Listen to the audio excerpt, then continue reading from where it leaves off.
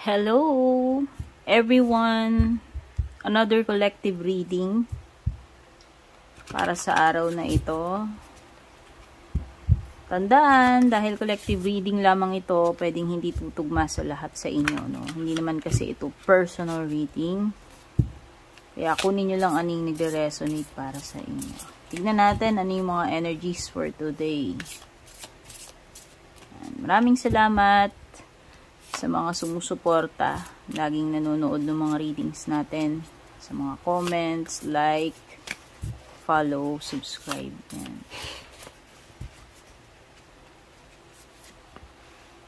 Personal reading services, mag-PM lang po kayo sa aking official Facebook page.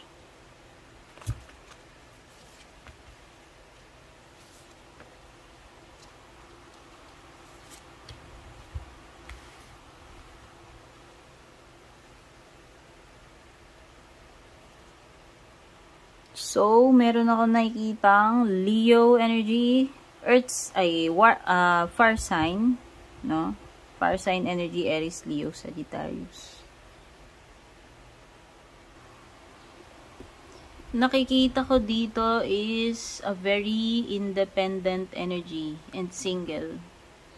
Nakikita ko na galing kayo, posibleng galing kayo sa isang breakup, heartbreak, sa isang painful na ending ng relationship. Pwedeng iba sa inyo niloko kayo, hindi maganda yung naging experience ninyo sa last relationship ninyo, and pwedeng until now you are still dealing with the pain. Pwedeng hindi ka pa talaga magaling. That is why nakikita ko na parang may energy dito na hermit mode, or parang dinedetach nyo muna yung sarili ninyo, or you don't want any commitment as of now. No, mas nakikita ko dito you focusing on yourself. Nakikita ko na parang may mga opportunities dito with the Four of Cups. Possible na may mga bagong opportunity para sa commitment or relationship. Pero yun na nga, ang nakikita ko dito is sina-shutdown nyo muna yung sarili ninyo. No? Pwedeng ini-ignore nyo yung mga yan. Hindi kayo interesado. No? Mas nakikita ko dito you focusing on your wellness and healing. No? Nakikita ko dito you are happy. You are happy kahit ikaw ay single.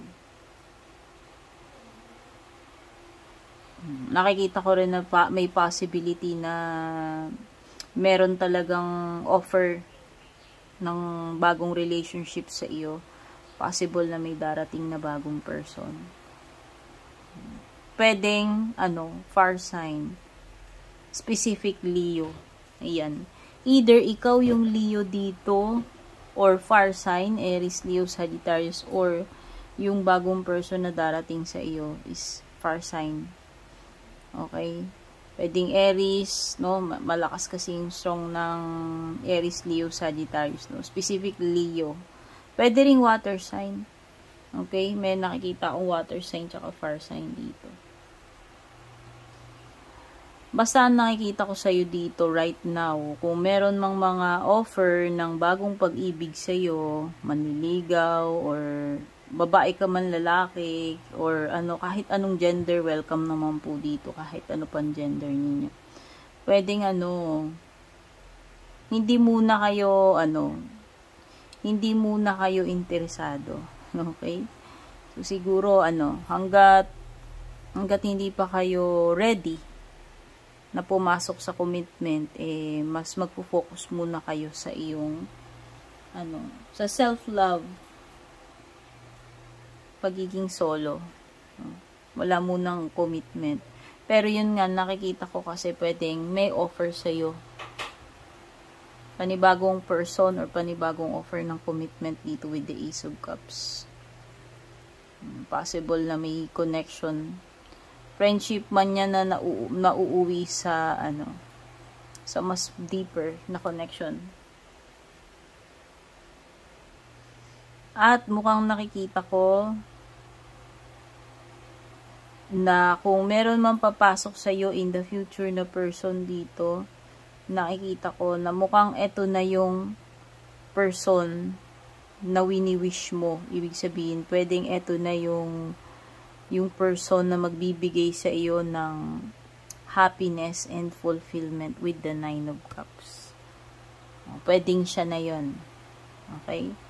Pwedeng Leo, pwedeng Aries, Sagittarius, or Cancer, Scorpio, Pisces. Yan. Bahala na po kayong mag-relate kung energies ninyo yan.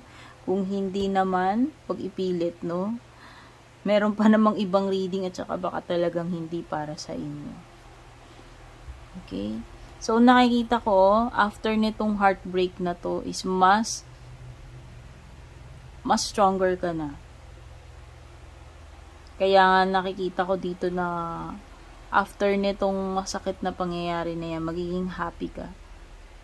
Kahit sa sarili mo lang, kahit na wala kang jowa partner, no?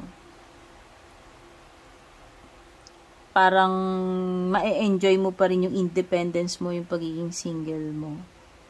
Kasi nga, mas wise, mas strong ka na. At, na-endure mo yung masakit, nalagpasan mo yun. Okay? Yun ang pinaka-importante doon. Kaya ka nga naging matatag eh. Kasi kung masakit na masakit yung ginawa sa'yo and nalagpasan mo yun. No?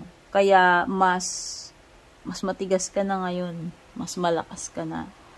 Kung kinaya mo yun, kung meron man darating sa'yo na ganyan din kasakit or masakit, sa tingin ko, mas kakayanin mo na. Okay, pero ang nakikita ko naman dito is maganda sa future mo kung may darating man sa'yo. Ito ay isang blessing na relationship, blessing na person, kasi ito yung magbibigay sa iyo ng happiness, contentment, fulfillment. Parang wish come true yung person na darating sa'yo in the future or relationship na darating sa'yo. Take care. God bless.